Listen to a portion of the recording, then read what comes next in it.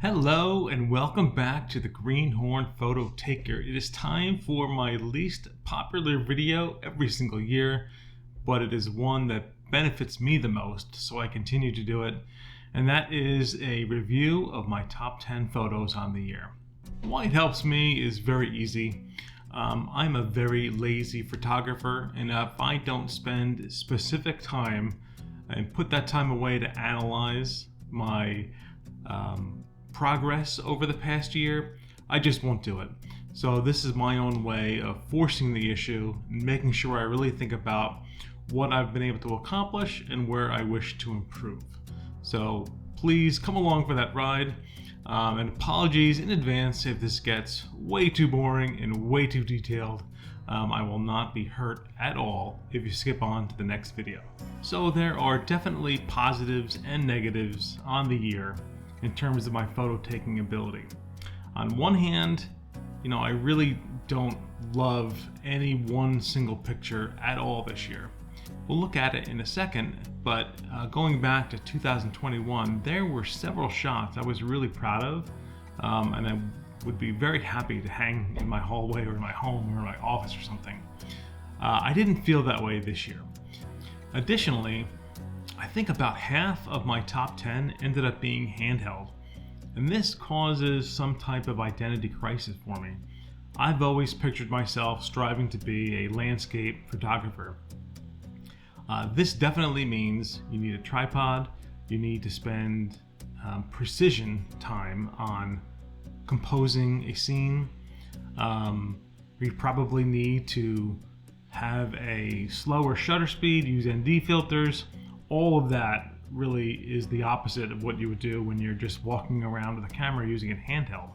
So it really it confuses me more than anything about my future and where I want to spend time. I don't want to lug around a heavy backpack with a tripod.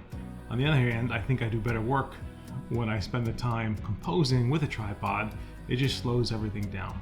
So there's a bit of an identity crisis in 2023 that I'll have to work on as well. And the last negative is somehow, in a span of about 7 days, I captured 5 of my top 10 photos. Now this is an issue for me because were they really my top 10 photos? Or, probably more realistically, are they scenes I've not encountered before and I end up liking the photo more because it's something new to me? And that's something that I have to resolve in my mind and going forward, separating out what makes a good photo for others versus what makes a good memory for me. They're not always the same thing. On the more positive side, I can absolutely see improvements to my composition work. I'm definitely not feeling rushed at scenes like I used to, and I can really zone in on the subject more quickly than I have been able to do in the past. And I think that's shown in my work as well. And the last point I want to make, I think it's a positive, but it's not of my own creation or doing. But I did want to mention I've been able to travel more, which has certainly caused some improvements in my work as well. I really think that the better the scene, the better the photo, right? That's nothing groundbreaking, but it is absolutely true. You do have to get out to places other than your backyard to find amazing photos. So now that COVID has declined, I've been able to get out more this year, or in 2022, than I have in years past. All right, let's get into 2022. The first photo is from Raymondskill Falls, and this was one of those days where a prolonged cold snap, we're talking 5 degrees for over a week, ended up really showing some incredible ice formations. Now, I love this photo, I think, because I've seen the scene and I know what it looks like when the ice isn't there. My critical eye says no one would understand what's happening unless they were there that day too. For instance, there's no scale in this photo. This is probably from the top to the bottom, it's probably 15, maybe 18 feet. And here is a corner. So there's falls basically staring straight at you and then coming from out the side as well. But that photo doesn't do it any justice. You can't see the scale and you can't see what's going on. In fact, let's take a look at the scene that day. I know I took some other photographs. Yeah, so here is the overall scene of Raymondskill Falls, and I really don't know which photo I like the best. My options to include, because I definitely wanted to include the scene. This photo, which is really just this wall. I love the ice formations, but again, there's no scale. The photo that I just showed you a moment ago, which is really just with the camera panned a little bit to the right and a little bit down. Now, this overall scene is important, but I can't show multiple photos in order to pick out my best work, right? So here's the overall scene. This is the wall I was photographing. This is the Raymondskill Creek that flows through it. All of that is lost when you just show the wall. So maybe the only way to approach a scene like this is to display it as a triptych or something where you can see multiple photos within the same shot. I digress. I did want to just show these other ones to help depict the scene.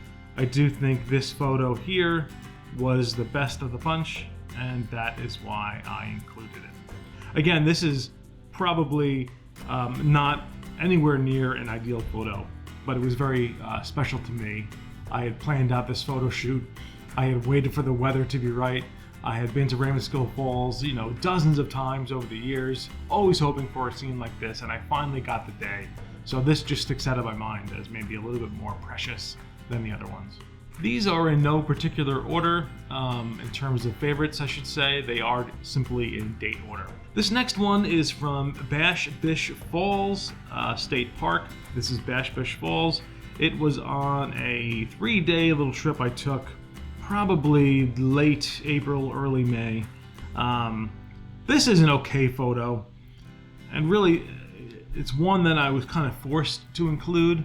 There's some other photos that I like better, but they are of subjects that are already in the top 10, so I didn't want to, you know, for instance, have 2 shots of Raymondskill Falls or 2 shots of Zabriskie Point in Death Valley. So this one ended up making the top 10. I don't love it. What I do like though is the green of the water, the wetness of these rocks, and the falls themselves are quite beautiful. But I had to take this with my Pixel, with my cell phone. Long story short, I wasn't sure if I was able to get down to these falls. There were signs up everywhere that it was closed. So I waited for over an hour trying to get in touch with the Park Service. Eventually I snuck down and quickly took this photo. It ended up being that they were open and I could have spent all day down there if I wanted to. So this is the best I could do at a scene that I loved, but I was kind of hamstrung thinking that the area was closed. And this would probably be better with this wall full of a little bit more foliage. It looks like there's some trees that just haven't come into bloom yet. But overall, pretty scene, but not a wonderful photo by any means. The next 5 or so, maybe 4, are from a California and Nevada road trip that took place in the summer. And this is where a lot of the handheld photos come in. This first one is from Valley of Fire State Park. This was an incredible day, and I really love this scene. But is it really only 1 or 2 tone? And is the subject like really in frame? There's too much space, I think. Let me back up. Valley of Fire State Park. This is Mouse's Tank Road that flows right into this wonderful mountain range that always reminds me of, like, you know, going to Mordor or something in Lord of the Rings. So I love this mountain range in the back. I love the color of these rocks, and I love the really dark black of the road. But I think there's too much space on either side to make this an elite photo. But I still love it. I love that scene. I love that day hanging out with my daughter. So it made my top 10. I don't know how else to crop it, right? I could zoom in a bit for sure. Something like that. And maybe that's a bit better, but I like the curve of the road at the beginning. I thought it added a little bit of more feeling for what the scene was truly like. But maybe this is a better photo cropped in a bit. This is how I remember it, so this is how the final crop was. Still a very nice photo. I love the scene it depicts here, but probably my composition work could have been improved. I struggled including this next one. This is at Sequoia National Park. It's really just a candid, I'll call it like a street type of photograph. And where I struggled was, I wanted to capture these immense, wonderful sequoia trees. They're just so large, they are impossible to capture the grandeur of them in a style that I like. Like, I have a couple of photos of my daughter or I hugging the tree, but that's not a landscape photo, while it does show grand scale. Here though, at least it's a type of photography I can relate to, right? These people have no idea that I'm taking a picture of them. They also want to capture the grandeur of the tree, and I just happened to be there at the right time to see this pretty cool scene. And she's trying to get low to just get a new angle on the tree. You know, something I appreciate, right? She's not just doing the standard hold your phone out and take it. She's working at a different angle of view. You know, obviously what would make this photo better if it was more in the woods and not in the parking lot, and if I didn't cut off this tree trunk over here. But overall, this one really just tickles my mind and tickles my fancy, so I included it in my top 10. This next one is from Kings Canyon National Park, and I do like this photo a lot. Again, it was more of a snapshot in the moment, but right away when we pulled up to this overlook, I knew it was something special. There were sun rays on only a section, this lower section of the photo. These craggy pointed peak mountains in the back really look great. This little farm on the right hand side I like as well. And the only thing I wish we could do differently, you know, if I had not been on a road trip and I had planned this shootout, I would have come in the morning or in the evening when it was better sky. But when you're on a road trip, you know, you're stuck to your itinerary. And we were here, what time of day was it? We were here around, you know, 2 o'clock in the afternoon. So that's the best you can do, I would say, with 2 p.m. sun rays. Here as well, I don't love this bush without the foliage on the left. I think it's part of a fire scar, a burn scar. But I really like this 21 by 9, I think it's 21 by 9. Yeah, this 21 by 9 crop to really show how open, here's the original photo, how open, how much of an open view there was. And in order to get that 21 by 9, I had to include this darker section of branches. This next photo is from Point Reyes National Seashore. Again, this received the most love I've ever received on any photo I've ever taken on social media, be it on Instagram or on Flickr. People really like this photo. To me, I know what happened. I was walking backwards after a disappointing day that we couldn't see the lighthouse down at Point Reyes because of all this fog. And I was literally walking backwards and just held up my phone and went, click. I like the scene, don't get me wrong, but I did not really put much thought into it. Once we got this back into Darktable, I did do some retouching. I'll even explain that, right? I didn't like these posts, and there's even a little bit of a car there, so I took them out and then just converted it to black and white. This used to not be a black and white photo. This used to look like this, and in the moment I had no intentions of making it black and white. When I just got home, I said, let's fool around with this one. You know, I understood that the composition could be pretty cool, but I didn't think the colored version was anything to write home about. So I clicked monochrome and just tweaked around with the details and the contrast a bit. So there you have it. I guess sometimes you get lucky. I still don't love this photo, but I get why, you know, that black and white single cypress tree might be good for fine art type of purposes. This next one is from the Pacific Coast Highway, which the second time I've been there. I really love the Pacific Coast Highway. You know, every 4 feet I think you can pull over, get out of your car and snap something wonderful. This one though, the scene really did strike me. My daughter and I pulled over right away. We saw this cow, we saw this field. I love the rocks and the water. So much of the California seashore is peppered with these rocks. So it really just seems like the Pacific Coast Highway to me. And these nice hills in the background. It was just a great scene to capture a lot of it. Oftentimes you're looking down from above, and while those scenes are lovely, it just has a different top-down, almost drone-like perspective. Where here, I'm closer to sea level. It just lends a different type of landscape. What I don't like about the photo, I guess I could have removed it, but there is another cow here. This cave I like, but if I had been, 10 feet to the right, maybe you can see the whole thing. And also this bridge is cut off. I would have loved to have been able to come down to this area somehow. I couldn't in the moment. I remember that. And get the whole portion of the bridge. But right now it's just cut off.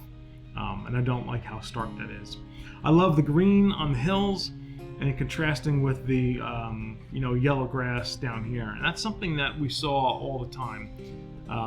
The higher elevation hillsides were green, while the valleys were just always yellow dead grass. So PCH for the win. Highly recommend that as a drive if you ever want to do something like that. Okay, this next one is probably my personal favorite. It's up there though. It's up there because I really worked hard at this one. And what I mean by that is, I knew the weather, I knew the location, I saw the weather coming in advance, so I knew exactly what I wanted, including, a black and white fine art type of shot with this wispy grass coming out of the water. So this is in Crater Lake, the Delaware Water Gap National Recreation Area, and it is as simple as it gets. Fog in the background, lake in the foreground, and a couple of good-looking, grass wisps coming out of the water. I do like that you can tell the difference between the fog and the water. This is not a long exposure. I don't think it is. This is, 1/250. So it's a really quick shutter speed. The lake was pretty calm, but I like that you can see the difference in the ripples on the water versus the fog. Now, interestingly, I'd like to show you the alternative. Maybe you'll like that one better. If I look at the two shots on this day, the alternative shot was from a little bit higher of a vantage point, and it included these little rocks on top. Now, I do like those rocks a lot, but I don't like the higher vantage point. I think I'm a little bit lower to the ground in this second shot. Or maybe it's just the cropped in version that I like better. Anyway, it was a great scene that day, and I'm particularly, I don't want to use the word proud, but I'm proud that it worked out because I had the foresight and foreknowledge to plan and execute. Always a good feeling. Okay, heading back to our top 10 from before. 2 more shots to go, and then you can go about your day. Another instance where I planned and it worked was here at Raymondskill Falls again. And why I like this shot, I think, there's a couple of reasons. The first one is, as you saw earlier, Raymondskill Falls is huge. It's the tallest waterfall in Pennsylvania. The water is almost always rushing, and it's a really powerful scene. But at the top of the falls, there is this pool. So here's the pool of water, and the falls is down to your left. There's this really quiet and lovely scene with a couple of cascades. Obviously it was the fall, and I really wanted to capture the yellow leaves swirling around a body of water somewhere. So I thought of the top of Raymondskill Falls. It was a pretty calm day, so I headed up there early in the morning, and I immediately said, oh my gosh, I struck gold. So the flow of the water was ideal. The yellow leaves were swirling around in such a way that was not easy to capture, but I knew it was going to work once I found the right exposure time. The yellow on the left, the branches on the right, I think it all looks great. So I am very happy with this photo. Even these wispy white motion of the water, you can easily see all the way down towards the falls. And there were yellow leaves peppered in the whole time. So really wonderful, very happy with the shot. Did not get much love on social media. I'm not sure why. I love this photo. What can you do, right? And finally, This next shot is Buttermilk Falls. Again, I've been here so many times. This was on the same day as the previous shot, maybe an hour later. And again, I knew what I was getting into. Even though I've shot this so many times, I think I like it best when it's yellow. And it was almost perfect fall foliage this day. Maybe it was perfect. And at least for the past couple of years, every time I visited Buttermilk in the fall, it's always been yellow. But I've never gotten a picture that I've been satisfied in the fall. So I wanted to finally try to capture Buttermilk in all its glory. And I think what does it for me is just this sea of yellow on the left, on the right, kind of surrounding the falls themselves. This is also maybe a little unique perspective on Buttermilk. It's taken from across the road, where I think most people probably stand right up next to the falls and have a more difficult time capturing how tall they are. This is probably 80, maybe 85 feet, something like that. And the cascade was almost perfect. Maybe a little bit more water flow would have been better. But overall, between the yellow leaves dotting the falls themselves and surrounding almost like a canopy over the falls, I really like this shot. I did want to show you an alternative view of Buttermilk from the end of the year that I really like as well. I don't know, which one do you like better? This one with the ice encrusted falls or the one in yellow? So I like the flow of this one for certain better, right? It's definitely more wide and more expansive. And I love the white crust of ice surrounding the falls, but I hate Buttermilk in the winter. Just these greens are so dull that it takes me out of any photo. So ultimately I opted for the autumn shot over this winter shot. But I can see why someone might prefer this better. The streams of water are just more impressive in this photo than the other photo. So there you have it. What do you think? Have I improved this year? I think I've improved, but I also know I haven't spent as much time behind the camera.